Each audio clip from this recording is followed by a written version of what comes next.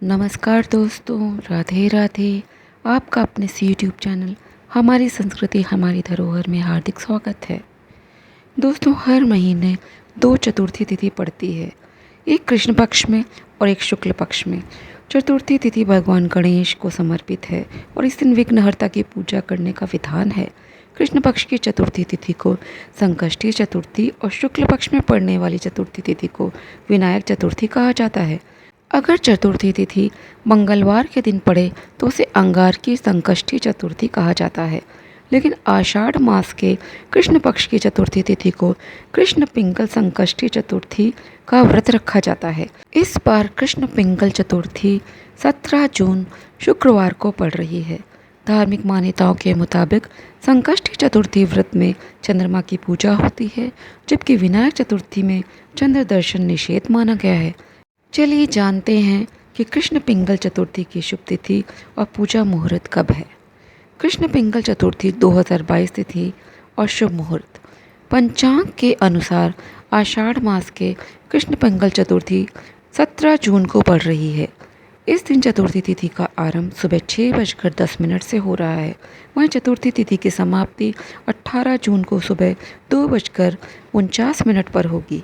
कृष्ण पिंगल चतुर्थी का व्रत 17 जून शुक्रवार को रखा जाएगा। सर्वार्थ सिद्ध योग में है कृष्ण पिंगल चतुर्थी। कृष्ण पिंगल चतुर्थी के दिन सर्वार्थ सिद्ध योग और इंद्र योग का शुभ संयोग बन रहा है। पंचांग के अनुसार इस दिन सर्वार्थ सिद्ध योग सुबह 9:56 से शुरू होकर अगले दिन यानी 18 जून को सुबह 5:03 तक है। इसके साथ ही इस दिन इंद्र योग सुबह से लेकर शाम 5:18 तक है। मान्यता है कि इस दिन सर्वार्थ सिद्ध योग में संकष्टी चतुर्थी का व्रत और पूजन करना बेहद फलदायी साबित होता है। कहा जाता है कि सर्वार्थ सिद्ध योग में किए गए काम सफलतापूर्वक संपन्न होते हैं। इसके अलावा इस दिन शुभ समय सुबह 11:30 से दोपहर 12:25 तक है। साथ ही इस दिन राहु काल सुबह 10:14 से 11:57 तक है। राहु काल में कोई भी शुभ कार्य नहीं किए जाते हैं। कृष्ण पिंगल संकष्टी चतुर्थी के दिन चंद्रोदय का समय। संकष्टी चतुर्थी की पूजा में चंद्रोदय का खास महत्व है। इस दिन चंद्रोदय रात 10:03 पर होगा। इस दिन चंद्र दर्शन के लिए देर तक प्रतीक्षा करनी पड़ेगी। इस दिन चंद्रमा निकलने पर चंद्रदेव की पूजा की जाती है। इसके लिए एक शुद्ध पात्र में जल, अक्षत, फूल और गाय का दूध मिलाकर चंद्रदेव को अर्घ्य दिया जाता है। इसके बाद व्रत का पारण किया जाता है। संकष्टी चतुर्थी पूजन विधि। श्री गणेश चतुर्थी पर सुबह जल्दी उठें और स्नान के बाद सूर्य को जल चढ़ाएं। इसके बाद घर के मंदिर में गणेश प्रतिमा को गंगा जल और शहद से स्वच्छ करें। सिंदूर, दूर्वा, फूल, अक्षत, फल, जनेऊ, प्रसाद आदि चीज़ें एकत्रित करें। धूप दीप जलाएं। ओम कम गंगणपते नमः मंत्र का जाप करते हुए पूजा करें। मंत्र जाप 108 बार करें। गणेश जी के सामने व्रत करने का संकल्प लें और पूरे दिन अन्न ग्रहण न करें। व्रत में फलाहार, पानी, दूध, फलों का रस आदि चीज़ों का सेवन किया जा सकता है। गणपति की स्थापना के बाद इस तरह पूजन करें। सबसे पहले घी का दीपक जलाएं। इसके बाद पूजा का संकल्प लें। फिर गणेश जी का ध्यान करने के बाद उनका आवाहन करें। इसके बाद गणेश जी को स्नान कराएं। सबसे पहले जल से, फिर पंचामृत, दूध, दही, घी, शहद और चीनी का मिश्रण और पुनः शुद्ध जल से स्नान कराएं। गणेश जी का मंत्र व चालीसा और स्तोत्र आदि का वाचन करें। अब गणेश जी को वस्त्र चढ़ाएं। अगर वस्त्र नहीं है तो आप उन्हें मौली भी अर्पित कर सकते हैं। जनेऊ चढ़ाएं। इसको हल्दी में लगाकर जनेऊ को चढ़ाया जाता है। इसके बाद गणपति की प्रतिमा पर सिंदूर, चंदन, फूल, फूलों की माला आदि अर्पित करें। अब गणेश जी को मनमोहक सुगंध वाली धूप दिखाएं। अब एक दूसरा दीपक जलाकर गणपति जी की प्रतिमा को दिखाएं और हाथ धो लें। हाथ पोंछने के लिए नए कपड़े का इस्तेमाल करें। अब नैवेद्य चढ़ाएं। नैवेद्य में मोदक, मिठाई, गुड़ और फल शामिल करें।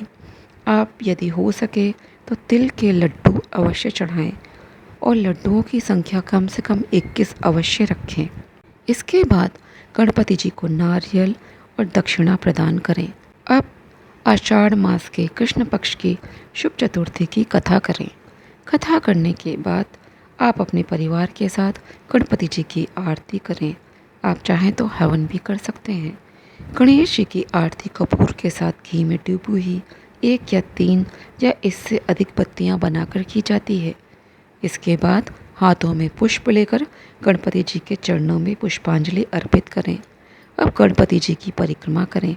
ध्यान रहे कि गणपति जी की परिक्रमा एक बार ही की जाती है। इसके बाद गणपति जी से किसी भी तरह की भूल चूक के लिए माफ़ी मांगें। पूजा के अंत में साष्टांग प्रणाम करें। पूजा के बाद घर के आसपास ज़रूरतमंद लोगों को धन और अनाज का दान करें। गाय को रोटी या हरी घास दें। किसी गौशाला में धन आदि का दान भी कर सकते हैं। रात को चंद्रमा की पूजा और दर्शन करने के बाद ही यह व्रत खोलना चाहिए। शाम को चंद्रमा निकलने से पहले गणपति जी की एक बार और पूजा करें और संकष्टी व्रत कथा का फिर से पाठ करें। अब व्रत का पारण करें। संकष्टी चतुर्थी व्रत कथा। संकष्टी चतुर्थी व्रत की 4 कथाएं हैं। उनमें से एक भगवान शिव और माता पार्वती की है। इसके बारे में आपको मैं बता रही हूँ। श्री गणेश चतुर्थी व्रत को लेकर एक पौराणिक कथा प्रचलन में है। कथा के अनुसार एक बार भगवान शंकर और माता पार्वती नर्मदा नदी के निकट बैठे थे। वहाँ देवी पार्वती ने भगवान भोलेनाथ से समय व्यतीत करने के लिए चौपड़ खेलने को कहा।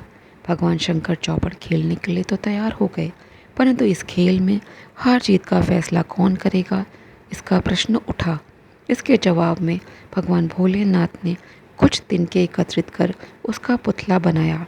उस पुतले में प्राण प्रतिष्ठा कर दी और पुतले से कहा कि बेटा, हम चौपड़ खेलना चाहते हैं, परंतु हमारी हार जीत का फैसला करने वाला कोई नहीं है, इसलिए तुम बताना कि हम में से कौन हारा और कौन जीता। यह कहने के बाद चौपड़ का खेल शुरू हो गया। खेल 3 बार खेला गया और संयोग से तीनों बार पार्वती जी जीत गईं। खेल के समाप्त होने पर बालक से हार जीत का फैसला करने के लिए कहा गया, तो बालक ने महादेव को विजयी बताया। यह सुनकर माता पार्वती क्रोधित हो गईं और उन्होंने क्रोध में आकर बालक को लंगड़ा होने व कीचड़ में पड़े रहने का श्राप दे दिया। बालक ने माता से माफ़ी मांगी और कहा कि मुझसे अज्ञानतावश ऐसा हुआ, मैंने किसी द्वेष में ऐसा नहीं किया। बालक के क्षमा मांगने पर माता ने कहा कि यहाँ गणेश पूजन के लिए नाग कन्याएं आएंगी।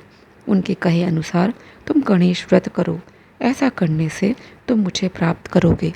यह कहकर माता भगवान शिव के साथ कैलाश पर्वत चली गईं। ठीक 1 वर्ष बाद उस स्थान पर नाग कन्याएं आईं। नाग कन्याओं से श्री गणेश के व्रत की विधि मालूम करने पर उस बालक ने 21 दिन लगातार गणेश जी का व्रत किया। उसकी श्रद्धा देखकर गणेश जी प्रसन्न हो गए और श्री गणेश ने बालक को मनोवांछित फल मांगने के लिए कहा। बालक ने कहा कि हे विनायक, मुझ में इतनी शक्ति दीजिए कि मैं अपने पैरों से चलकर अपने माता पिता के साथ कैलाश पर्वत पर पहुंच सकूं और वो ये देख प्रसन्न हों। बालक को यह वरदान दे श्री गणेश अंतर्ध्यान हो गए। बालक इसके बाद कैलाश पर्वत पर पहुंच गया और अपने कैलाश पर्वत पर पहुंचने की कथा उसने भगवान महादेव को सुनाई। उस दिन से पार्वती जी शिव जी से विमुख हो गईं। देवी के रुष्ट हो जाने पर भगवान शंकर ने भी बालक के बताए अनुसार श्री गणेश जी का व्रत 21 दिनों तक किया। इसके प्रभाव से माता के मन में भगवान भोलेनाथ के लिए जो नाराज़गी थी वह समाप्त हो गई। संकष्टी चतुर्थी व्रत का महत्व। संकष्टी के नाम से ज्ञात होता है कि यह व्रत संकट को हरने वाला है। उस व्रत का पालन करने से किसी भी प्रकार की परेशानी दूर हो जाती है, जीवन में सुख शांति आती है। इस व्रत को महिला एवं पुरुष दोनों ही संपूर्ण भाव के साथ रखते हैं। गणेश जी बुद्धि और ज्ञान के प्रतीक हैं, इसलिए इनका पूजन विद्यार्थी भी करें तो उन्हें ज्ञान की प्राप्ति होती है और जीवन में सफलता प्राप्त होती है। चतुर्थी के दिन चंद्र दर्शन को अत्यंत शुभ माना जाता है। चंद्र दर्शन के बाद ही यह व्रत पूर्ण भी होता है। तो दोस्तों, आज के इस वीडियो में मैंने आपको आषाढ़ मास के कृष्ण पक्ष में पड़ने वाली संकष्टी चतुर्थी, जिसे कृष्ण पिंगल संकष्टी चतुर्थी भी कहा जाता है, उसकी तिथि, शुभ मुहूर्त, चंद्रोदय का समय बताया। आपको मैंने इस वीडियो में संकष्टी चतुर्थी की कथा भी सुनाई, आपको संकष्टी चतुर्थी का महत्व बताया, पूजन विधि भी बताई। तो आशा करती हूँ आपको मेरा ये वीडियो पसंद आया होगा। यदि ये पसंद आया है तो इसे लाइक करें, शेयर करें और मेरे चैनल को सब्सक्राइब करना ना भूलें। जय श्री कृष्णा, जय श्री राधे।